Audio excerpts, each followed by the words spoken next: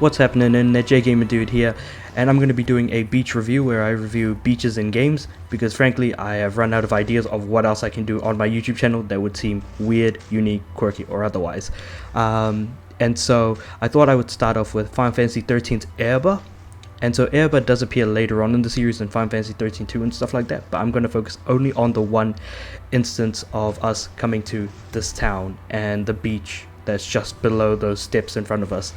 So we're only going to be focusing on that, and I'm going to judge the beach based on three things.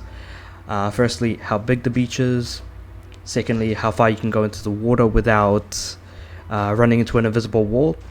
Thirdly, just anything else notable about the beach.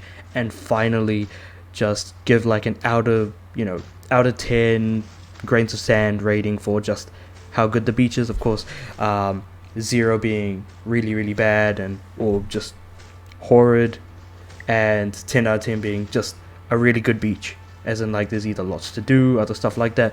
It'll all come from just comments that I give. So we're just gonna go down into the beach here. So first thing to start off with, it's a bit of a rocky walk to get to the beach. Like if I look to my left, there's like stone paths. Like it's part of an actual town that is now just completely infested with monsters, with a very sort of white, grey, pastel background. The only downside to coming around here is that because it's infested with monsters, that would definitely be worth ducking points for, because as far as it goes, like, not a great place to go. Like, you think of like a beach is like a nice place, but when you've got these things shambling around, probably not the best tourist destination, if you know what I mean. Now moving down into the actual beach itself. So the entire place is flooded, so you can't actually see the beach. So the beach part I would describe as like the parts that are like, the sand moving sort of into the ocean. So I would actually duck points massively for the fact that you can't really see any sand at all. Like, even if I go onto this side, non-existent. Actually, I can't even go over that. Let me see. Yeah, so already this is an example of a terrible, terrible beach. Just no, like, you can kind of see it through the water a little bit, like where there was supposed to be sand, sort of. Either that or I'm just imagining things, but yeah, we'll ignore that. Moving on from there. Now, we've already run into the invisible wall here, so it's like the third step from the actual water, so we can't go in.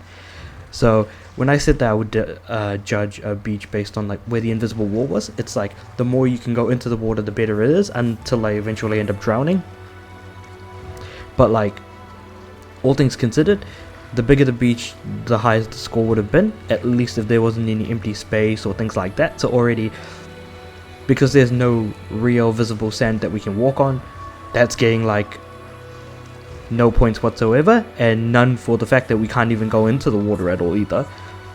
And then the third criteria was just like anything notable about the beach, and the fact that the beach is actually part of a city that thrived in an ancient civilization, and the fact that you can kind of see that through like the highway that's like sort of at the top, just sort of going across the screen all the way to the far end. And just the all of this stuff that's in the water, so whether it be these windmills, these like little pillars and stuff, like they're there. Beaches need to get a little bit more respect in games and things like that, so it's unfortunate that they don't. As far as this beach goes, there isn't really much to say about it, besides what we can kind of already see. The only thing that this beach has any importance of story-wise is the fact that it's just part of Oerba, and Oerba is, in Final Fantasy XIII, the last location you go to in Grand Pulse before running into the point of no return, which is actually at the end of this bridge that's on top of us, the highway that I mentioned. So yeah. The far end is the point of no return, and so it doesn't really serve much purpose, and you're not able to return here until like post game, after beating the final boss. So I guess with everything put together, this is not a very good beach, because it's missing a lot of things, though you can at least respect the fact that, the remnants of an old civilization, the fact that the game actually looks really good despite the fact that it came out back in 2009. So yeah, I guess all things considered, probably give this like, what would I give this out of 10? 2 grains of sand out of 10. It's not absolutely horrendous, because I'm sure that there are worse beaches in games, but it's not good. It's really, really bad, to be honest.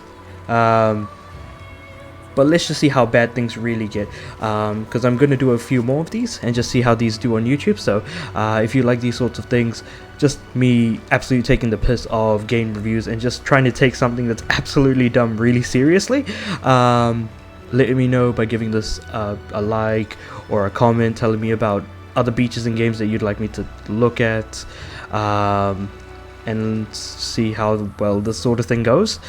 But yeah, and also if you think of this as even relatively entertaining, just relatively, not even entertaining, just somewhat, then yeah, feel free to also give me a sub as well.